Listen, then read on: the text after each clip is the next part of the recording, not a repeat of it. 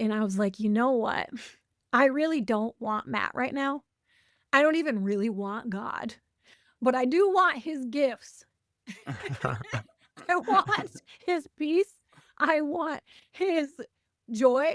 So, God, this is not even for 100% pure motivations, but I decided as I drove home in a snowstorm from that moment, I was like, okay, I don't know how God's going to do it, but I'm starting with following his gifts, submitting to him, and then, God, let's just see if you can fix this marriage.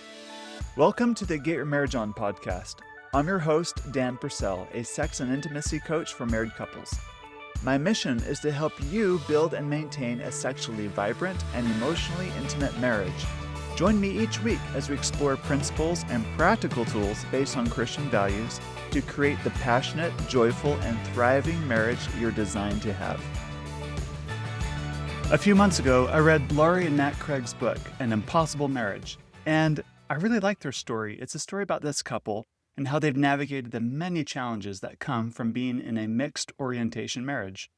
I was inspired by what she said, and I wanted to invite Laurie on my podcast to share her story and her experience. Now, I understand that the topic of same-sex attraction and building a marriage are difficult topics, and there's a lot I do not know or pretend to even begin to understand.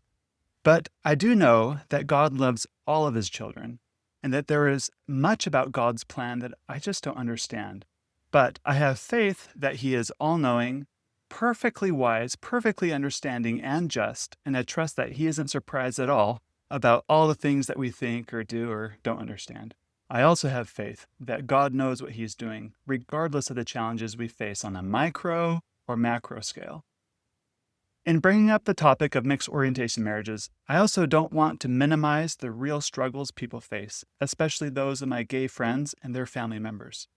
In this episode, you'll hear Laurie's insights and perspectives based on her own experience. And yet, even if your choices are different than Laurie's, or same-sex attraction is not part of your marriage story, I still think Laurie and Matt's experience has such valuable lessons in it to teach us how to face situations in our marriage that are really hard or sometimes feel nearly impossible. Also, a little trigger warning, Laurie mentions briefly her experience being sexually abused as a child. Her experience isn't general advice for everyone in a similar circumstance, such as, saying those with same-sex attraction are wrong if they don't choose to marry. I don't believe in taking that general approach. I think it's naive, insensitive, and dismisses the reality of the complexity of life, especially the complexity of sexual attraction and desire, and the sacred moral agency that God sacrificed so much to preserve for each of us. The part of her message that did resonate with me, though, is that if you think about it, every marriage faces obstacles that seem impossible and can serve to grow and stretch your faith if you let it. Your challenges could be financial, being married to a neurodivergent spouse, or struggles with children, health concerns, or serious sexual struggles, or aging parents, or never feeling good enough. And the list goes on and on and on. But just because you have challenges doesn't mean you're doomed. Life is meant to be lived, not avoided. Challenges can serve to give us experience, to aid in our development so that we're more compassionate and understanding, and more humble, and how to grow and stretch who we are if we let it. There is room for hope and good days ahead for everyone, and that's the message I hope you take away from this episode. At the time of this recording, we have 3 spots left for our spring couples retreat. This is a perfect retreat for any couple that feels like they're in an overall good marriage, but wish things were better when it came to sex and intimacy. You get to work with me and my team for 4 days in beautiful settings. It's romantic, it's fun, we have a lot of fun things with what we do. It's not just in some stodgy conference room at a hotel. We rent out a resort and we mix it with some outdoor fun activities as well as some really deep instructions to help you get really deep in all things intimacy in your marriage. You'll find all those details on my website, getyourmarriageon.com. Click on events, and then you'll find the retreat. Now, if a retreat isn't in your cards, but you'd like a similar experience with you and your spouse, that is what my Get Your Marriage On coaching program can facilitate. This is an in-depth coaching program where you get to work with me and my team, and we help you really unpack everything in your marriage so that you can have a thriving, happy, fulfilling, joyful, sexual, intimate marriage. And that's what we do. So you'll find those details also at our website, getyourmarriageon.com. Without further ado, let's talk about impossible marriages. Laurie, what a pleasure it is to have you on the Get Your Marriage On podcast this morning. How are you? I'm doing so great. Thanks so much for having me. I've read your book and it was really inspiring. You wrote it with your husband. That's Mhm. got to be like a fun process Yeah. in and of itself, I'm sure. And yeah, I found it inspiring. And I wanted you to come on the podcast to share your story and inspire my listeners too. Your book starts off with this question: what do I want? Can you tell me the story behind that, what led to that, Mhm. and what that means? What Yeah, do I want? totally. The question, what do I want, was really related to what do I want in my marriage and what do I want for my life? And I was in a place, we were 7 years married, which I don't know what it is about 7 years, but so Yep, many of I us, know, right? that's when it gets real for many of Uh-huh. us. But I say I packed that question into my suitcase, not to leave yet, question mark, Leave the marriage meaning. Uh-huh. leave the Right. marriage, but to go on a silent retreat and really ask the Lord, what do I want? Because before Matt and I, my husband Matt, got married, he knew, I experienced attractions toward the same sex. When I met Matt, I was actually in a secret same sex relationship with another woman. I knew theologically it was not God's design, but it felt right. It felt like Mhm. it scratched the itch of my heart, these needs to be seen and known and loved. Yeah. Um, and that jacked with my brain, my theology, until I met someone who was technically my therapist, but she knew the heart of any forms of sexual brokenness. And Mhm. the heart of those, along with really any brokenness, but we'll hone in on sexual brokenness, is we want to be seen and known and loved in the ways that we want. But God knows the best ways, which is not in a perfect marriage, but it's in Him.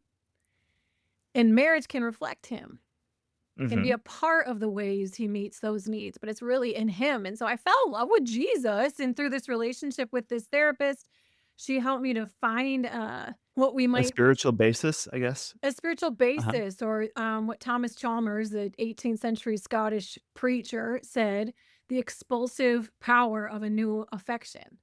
When we Mhm. find a deeper love, it can expel other love. So I still experience attractions toward the same sex when I met Matt. But it Mhm. was this, I love Jesus, and Matt was someone to whom I was attracted, but it was a heart attraction first that Mhm. grew into a physical attraction. So I wasn't attracted to all men. I didn't go from gay to straight. I don't even really use those words to describe myself. I just say I love Jesus and I'm married to Matt, and I do, if I struggle with lust, it's toward women.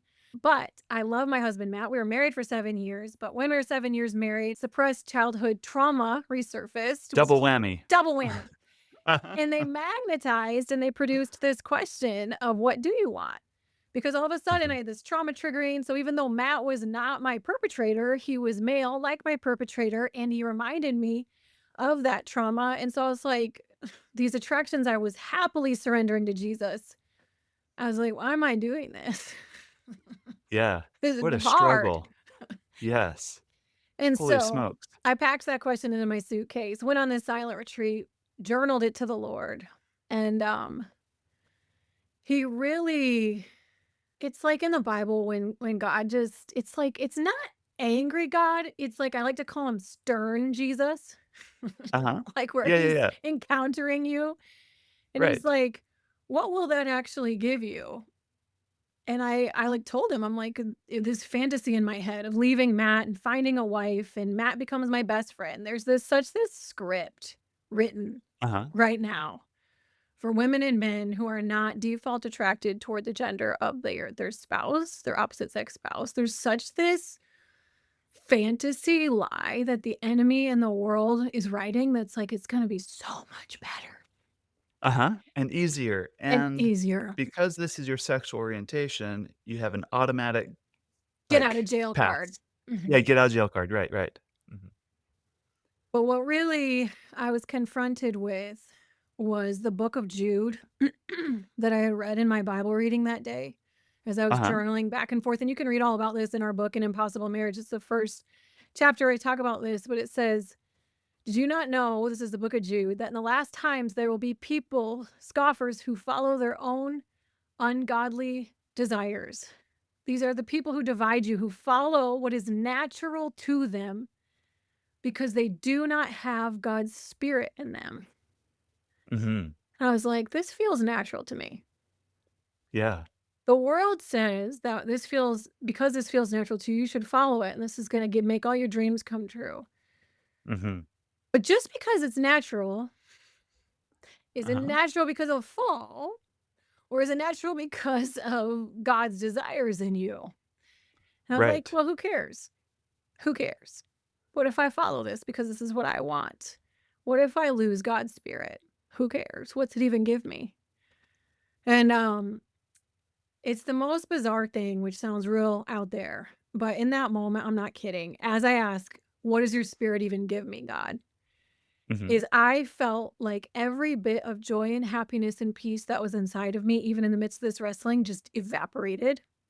And I was so cold and so lonely, and like I was a black hole of emptiness, just gasping for something or someone to hold on to. And like after the 2 seconds was done, I was like, oh my goodness. Like, God, what was that? I was like, that was insane. Yeah. Uh-huh. But I truly feel like God allowed me to experience a micro taste of life devoid of Him. Mhm. People who are not following God experience something called common grace. There is this sweetness that God gives to everyone. But if we follow our desires to the Uh-huh. other side of eternity, Yeah, yeah. that is what we will experience, is a Right. life devoid of God. And I was like, you know what? I really don't want Matt right now. I don't even really want God, but I do want his gifts. I want his peace. I want his joy. So, God, this is not even for 100% pure motivations, but I decided as I drove home in a snowstorm from that moment, I was like, okay, I don't know how God's going to do it, but I'm starting with following his gifts, submitting to him, and then, God, let's just see if you can fix this marriage. Wow. At that point, you're probably like, "This is an impossible marriage. Yeah, This is dude. impossible." Oh, yeah. Because you have a mixed orientation marriage, Yeah. and on top of that, childhood trauma, Yeah. sexual abuse, Yeah. and Matt has had his own challenges too. Yeah.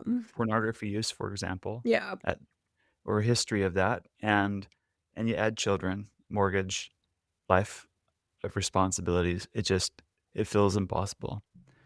And it'd be so easy from the outside in to say, "Why why are you still doing this? Yeah. You're setting yourself up for something impossible."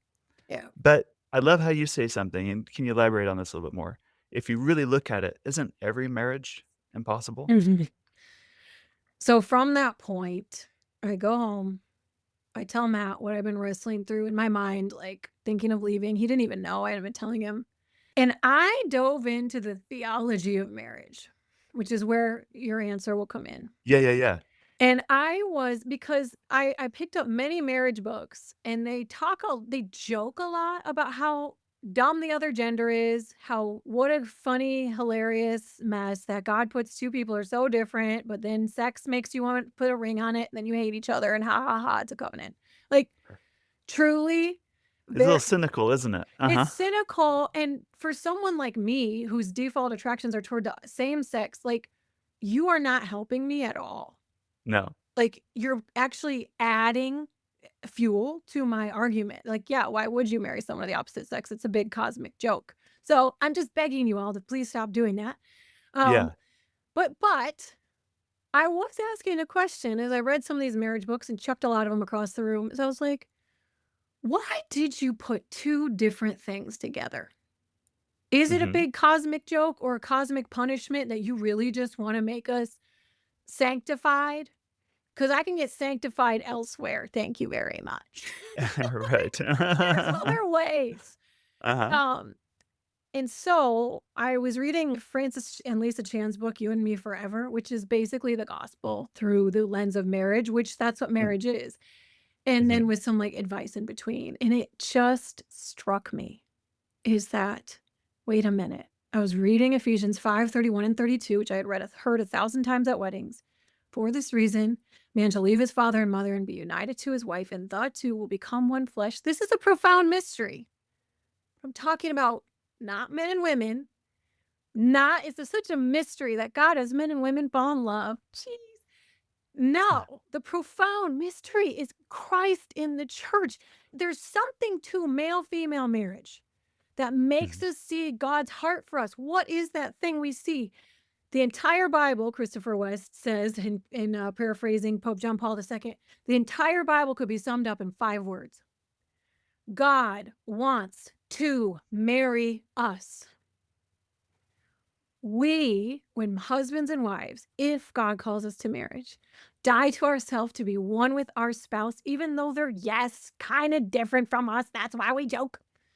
Uh-huh. We are showing, we're showing our kids and our neighbors and strangers in the grocery store a small picture of how Jesus, who is far above every ruler and power and authority, not only in this life, but in the life to come, it says in Ephesians 1, how he died to be one with dusty old Adam us.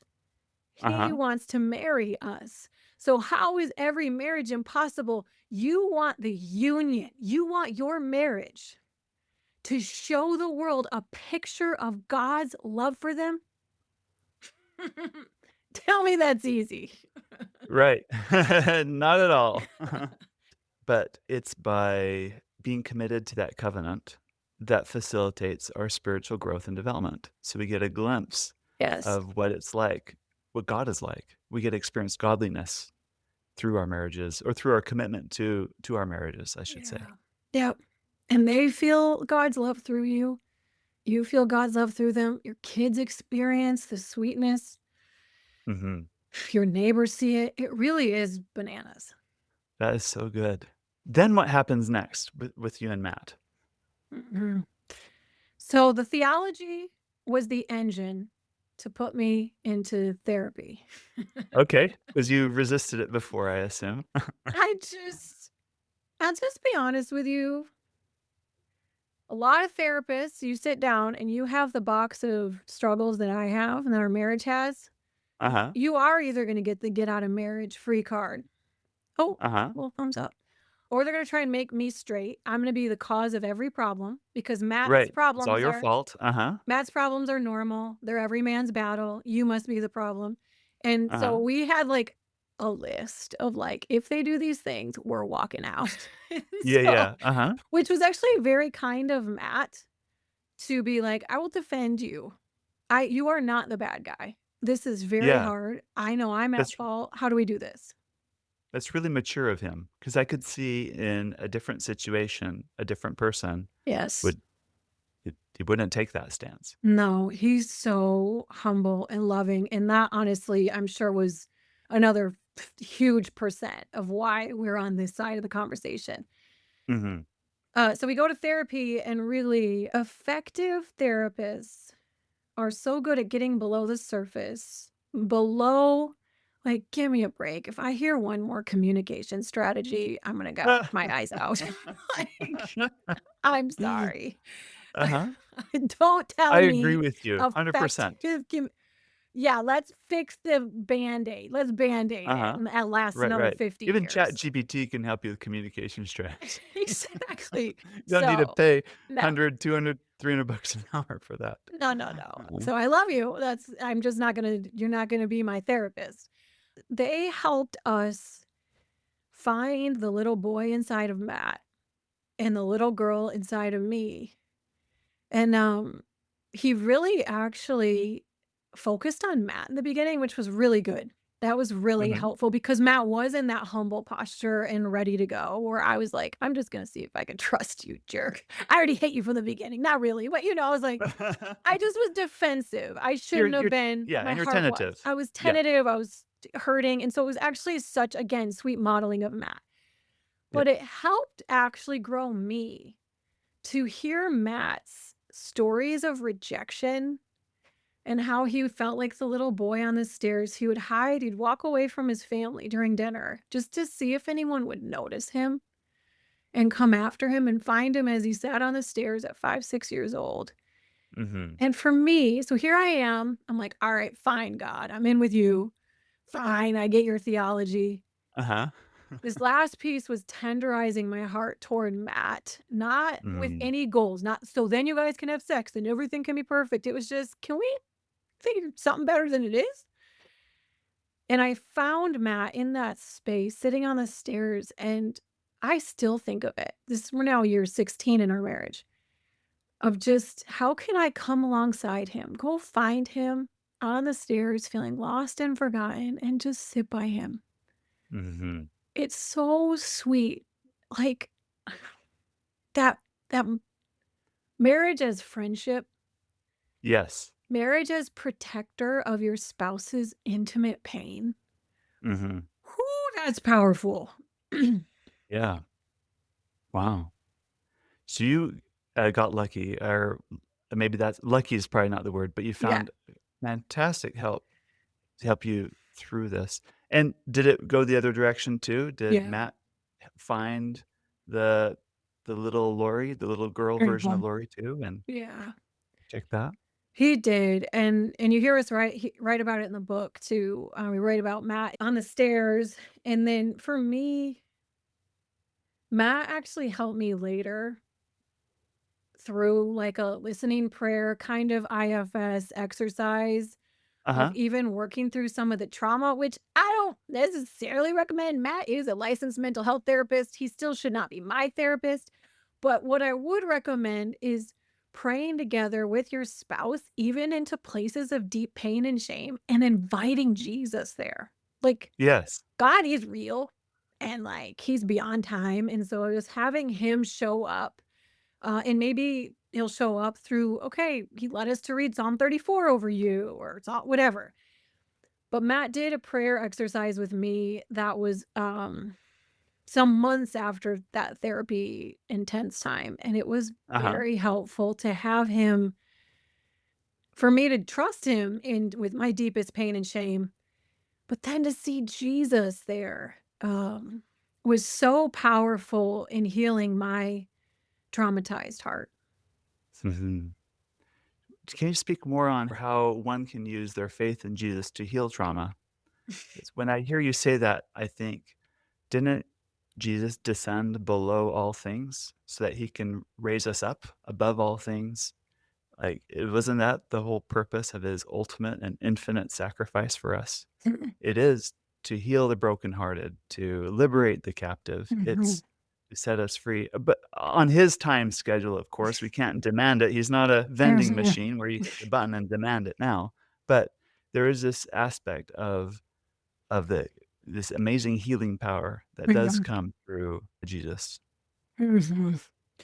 I mean, Jesus rescued me on the cross, and the gospel rescues me every day as I recite it to myself and as I'm not, like, getting saved every day, but it's like I'm remembering him.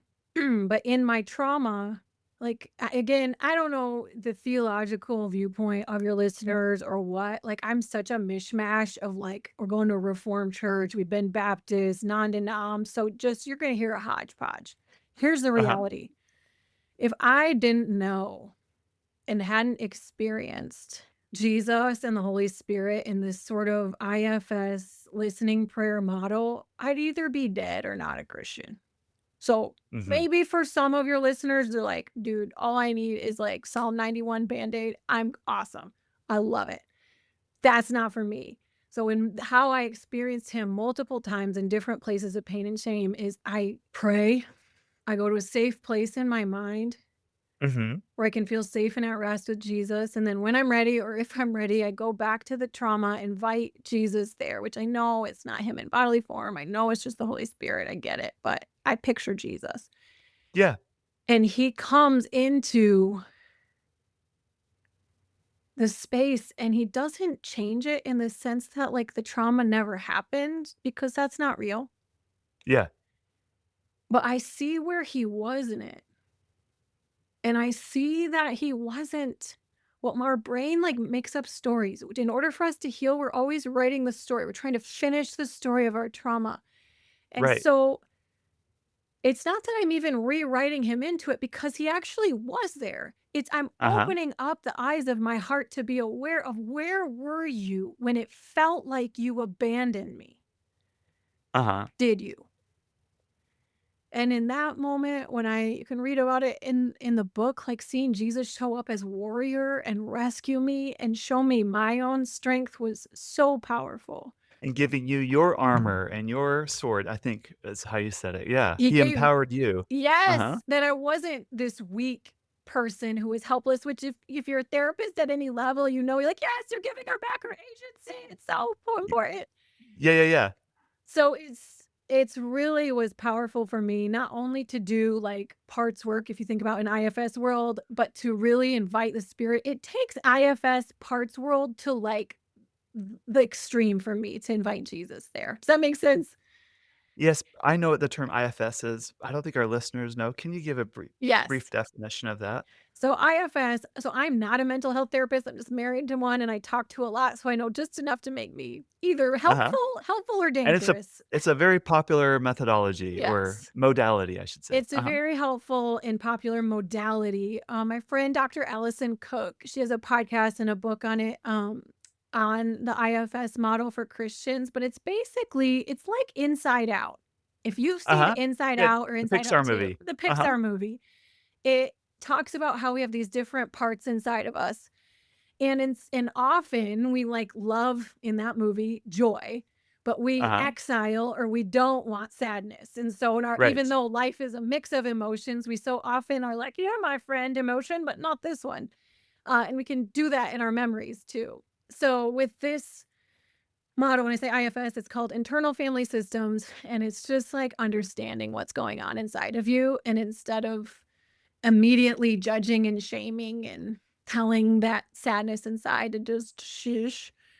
Uh-huh. And it's saying, "What's going on with you?" It's asking it questions, being more curious as opposed to judgy of what's going on Yeah, inside. that's good. Yeah. I can see how that's very helpful in healing when that part of you is used to being exiled and not listened to. Right. Right. So, you in your book talk about core needs, and I don't know if you want to spend a lot of time on this, but if you're a listener and you're like, yeah, there's definitely elements of my marriage that feel impossible at Mhm. times, Mhm. help me understand more about finding this, you know, the 5-year-old hurt version of me or whatever, just seeing myself a little better. Mhm. Are there any like trailheads or clues you can look for to help you kind of or help you understand your spouse better in that situation. Mhm. So you can come with more of that open curiosity, like you said, rather than being judgy. Mhm. Man, what are some trailheads as far as how to care for your spouse's pain and you're feeling like there's just distance? Actually, I mean, as much as I'm going to recommend my own book, I also recommend Dan Allender's new marriage book. I just interviewed him on his marriage book, and one of my sisters is reading it, and his is all about understanding each other's story. And Okay. because if you understand your spouse's story, all of those communication tactics, etcetera, are actually gonna flow from that because you're gonna Mhm. speak more tenderly.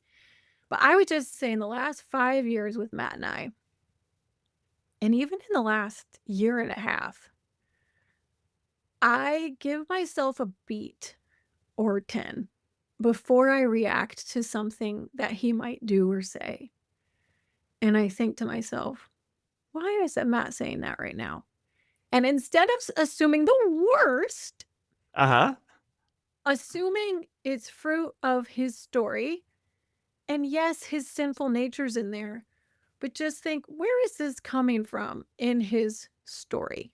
So, Matt, and he'd be okay if he was a part of this, does not naturally give compliments.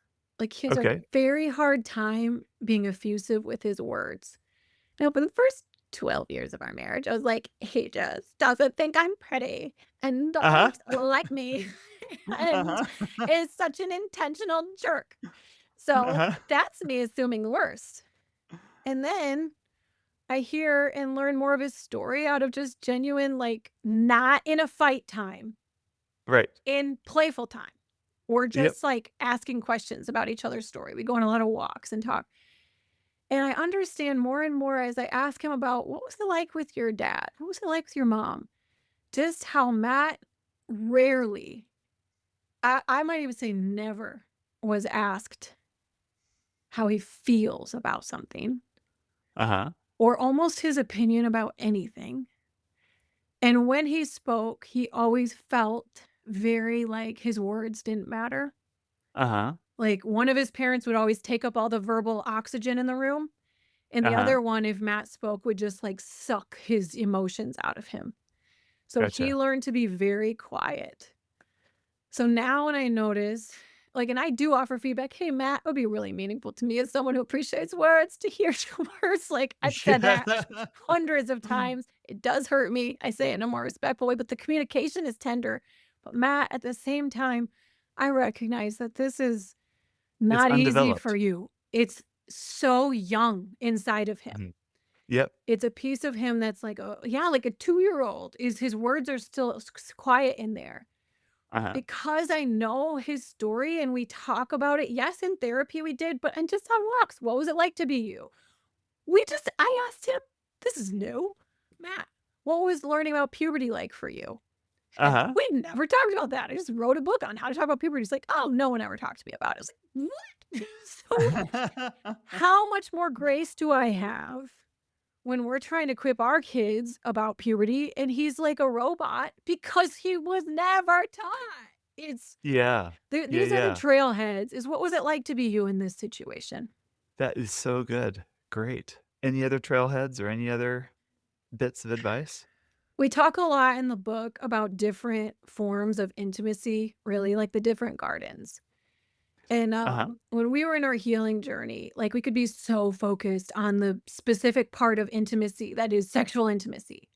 Right, because it's the elephant in the room. It's the obvious thing. Right. And it's where that's the fade to black scene. That's the ultimate Yes. intimacy. And Yep. It's also the source of a lot of hurt at that point in your that's marriage. right, Yeah. a Mhm. source of a lot of hurt.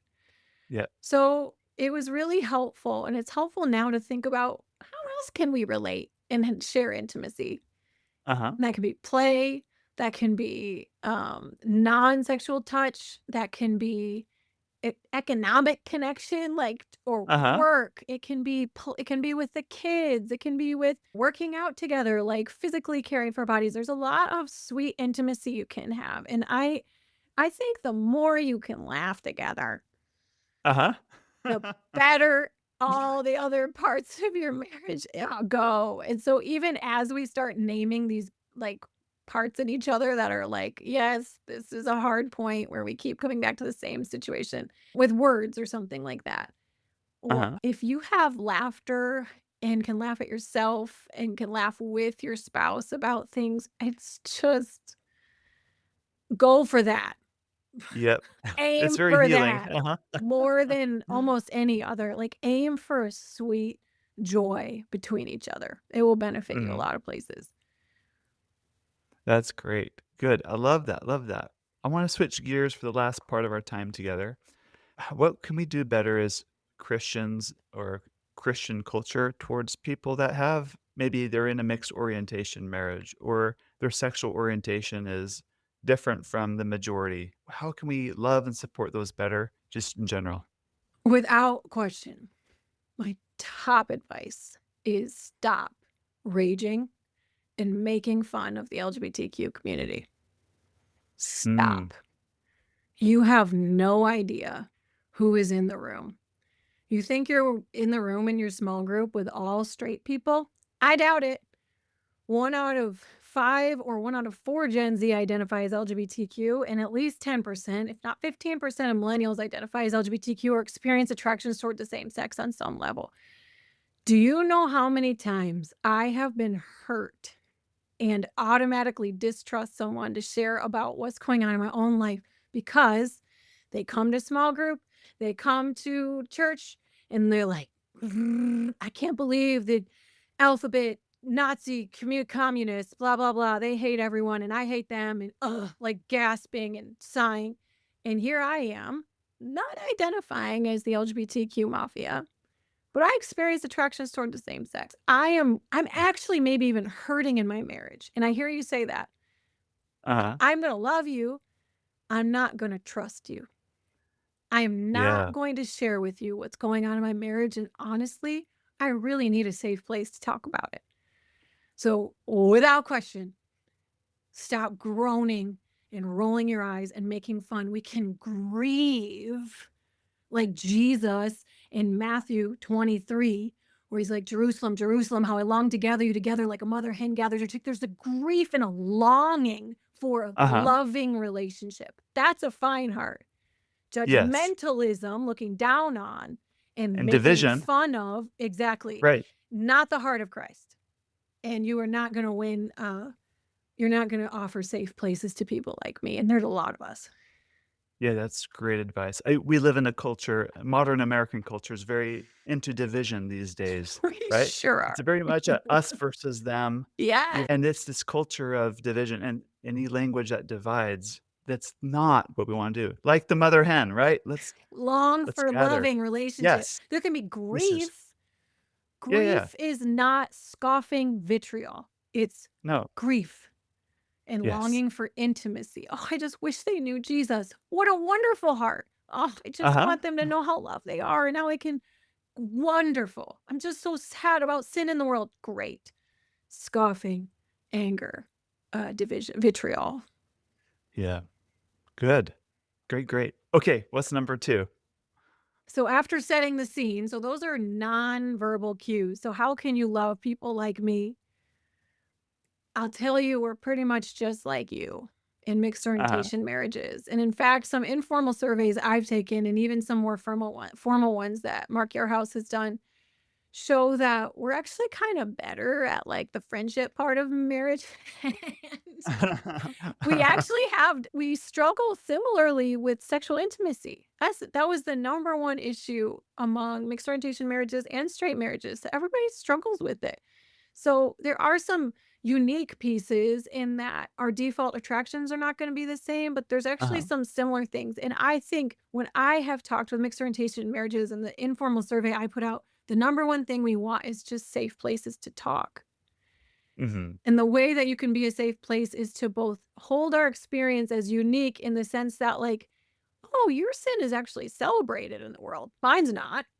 Like, a Uh-huh. straight person having an affair probably is not going to be celebrated. But for me to find a wife and become me is Uh-huh. gonna be celebrated. So that's a Yeah, yeah. uniquely challenging aspect, but at the same time, struggles with sexual intimacy, wrestling with normal marriagey stuff, like, that's normal. So it's both normal and there is some unique pain, just like you have unique pain because of your story and your unique struggles. So we're just like you. Yes. Uh-huh. That's good. Let's normalize things a bit. Yeah. Right. And that's the birthplace of this podcast, Get Your Marriage On. It's every marriage needs help in the sexual domain. You're right. And You're we right. need good, healthy resources. We need inspiration. We need tools. We need also just the pat on the back. Hey, it's great. You'll figure it out. We'll work through this. And there's so Love much that. joy to be had on the other side. Let's work through it. That's so So, good. That's so good. I'm yeah, so yeah. glad you're doing that. What about parents that have children that have different sexual attractions than the Yeah. norm? I mean, there's so many Or how to books treat written. other families whose Yeah. children are that way? Yep.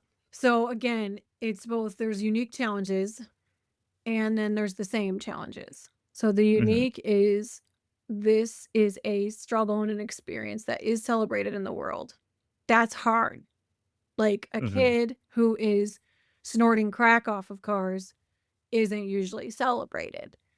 But so Right. there's a unique aspect, but then there's the same aspect in the sense that if this child is not following Jesus with their version of sexuality, so I'm someone who experienced attraction to same sex, I'm following Jesus. Hopefully, I'm Mhm. not like my parents' prayer request all the time. Like I hope they're like, oh my gosh, look at God using Laurie's weakness, right? So you Uh-huh. might be a parent like that, where you're like, look at God using my kid. But if I was not following Jesus, that probably would be a big prayer request for my parents. But so I would want them to see it as uniquely painful, but also the same in the sense that if I wasn't following Jesus, I'd be a prodigal like every other kid, like many Mhm. other prodigals. So in need of Jesus. And I think that can be a unique pain in this space is we can just see like sexual sin, sexual sin, sexual sin as the top issue in this kid's life. And I'll Uh-huh. tell you what, I have walked with hundreds of LGBTQ, same-sex attracted, gender non-conforming people at this point. My husband, Matt, probably thousands, because he's a licensed mental Hmm. health therapist who specializes in this space. And I tell you what, God's order of operations for people is not usually our order of operations. Uh-huh. All we see is sexual sin, gender issues. Look at what they're wearing. Look at who they're dating. Oh my gosh, they're poly. Oh my gosh, they identify as this. And God sees parent wound. Hmm. God sees the need to belong first. It's the whole, please excuse my dear Aunt Sally, the parentheses, exponents. We have an order of operations in math. God has an order of operations that he wants to work with them. So if I was a friend of a parent whose kids were identifying as LGBTQ and not following Jesus, or my kids Hmm. were not following Jesus, I would be, this is my controlling mom clause. Okay, I see. I would You're be holding up your hands like claws. like All right. claws. Uh-huh. I'd be begging the Lord, Jesus, take my hands off of them. I surrender to you. Lord, help me. How do you want me to reach out to them today? When I'd walk with people, I'd be like, I need to send them 92 verses today and tell them blah, blah, blah, blah, blah. And the Holy Spirit would be like, or just send them a meme, send them a joke. And I was like, what? Uh-huh. What is Or just love building? them. Just Uh-huh. logging right now where they are. Like, just with your mouth, Lori. My goodness, Uh-huh. chill. But it was a whole relationship that the Lord was building, and, in order to do his timing and will and work in them, and so he cares more about these kids than you do, mom and dad. He cares more about your friends' kids, and he is at work at every minute of the day. Yes, I agree with that. And perhaps one thing I admire about you, Laurie, is of all your identities, you're a mother, you run a ministry, you're a business owner, you're an author, you're a same-sex attracted person by natural, that's your natural orientation. Mhm. You choose what order you're going to put your identities, and you've Yes. put, I'm a disciple of Christ first. And the world wants us to like, change the order of those things. And So if we good. can just remember what matters the most here, let's put our identity. I am a child of God. I'm a disciple of Christ.